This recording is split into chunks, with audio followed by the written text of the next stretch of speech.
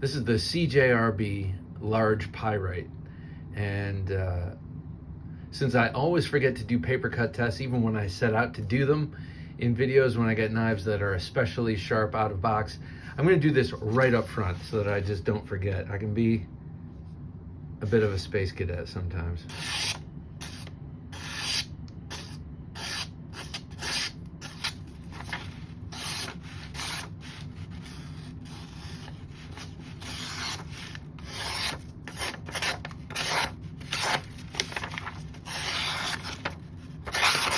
This knife came really sharp, just like its little brother, the original Pyrite.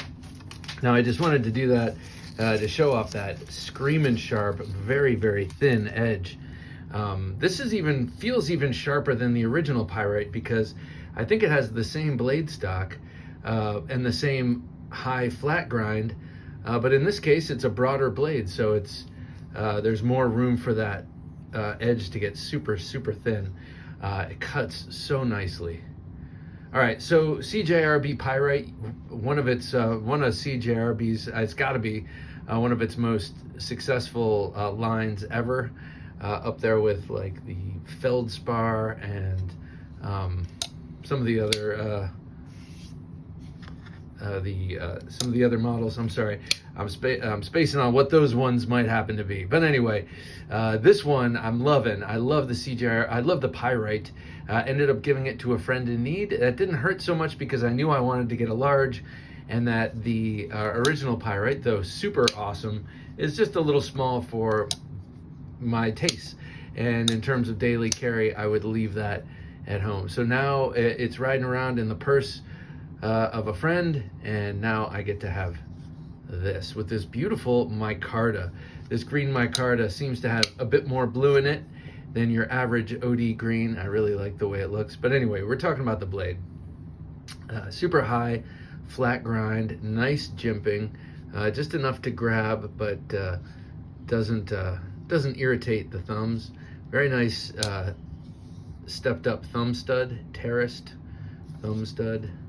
Works great. The action is awesome. The blade is AR RPM 9 steel. That's a proprietary Artisan Cutlery powder metallurgy steel.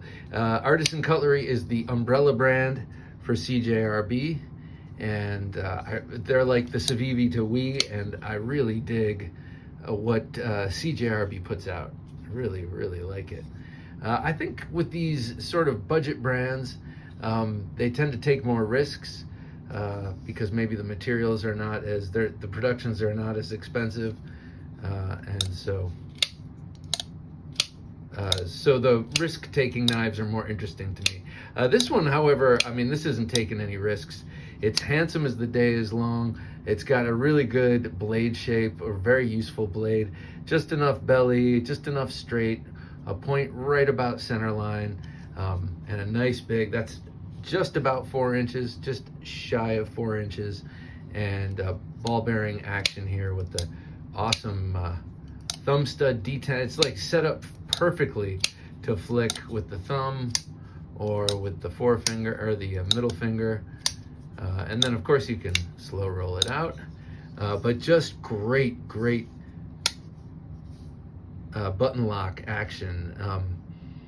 This, when it first came for the first day, had some lock stick, and with a you know, a day's worth of doing this, it went away, and it's just so smooth. I really I'm loving this. Deep carry pocket clip, not inset, but you have the flat screws. Pretty nice standoffs. That got some pocket length there. Pretty nice standoffs there. I like the way that those look. They're like columns. All right, I'm gonna have to obviously get in there and clean. You can see major weight relief in there. You can see it looks like a bridge. It's maybe even a little bit too much. Let me see if I have my light in here. No, of course not. It's elsewhere. But maybe it's even a little bit too much weight relief in there, because you can bend it with your fingers, and that's not usually something I can do, but Definitely not a deal breaker. I find in normal use, I don't bend it. And oh, what's your normal use, Bob? I'm not out there like doing bushcraft with this or doing heavy work or anything like that.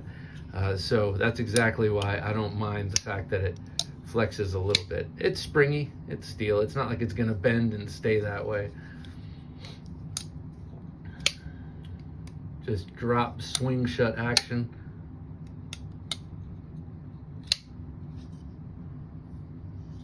All right, let me show this with a couple of other CJRBs and actually sort of this leaf-shaped blade. This is not a CJRB, that's a Civivi. I wanted to show that with that because of that blade shape. Also the roach, this is sort of a exaggerated version of that.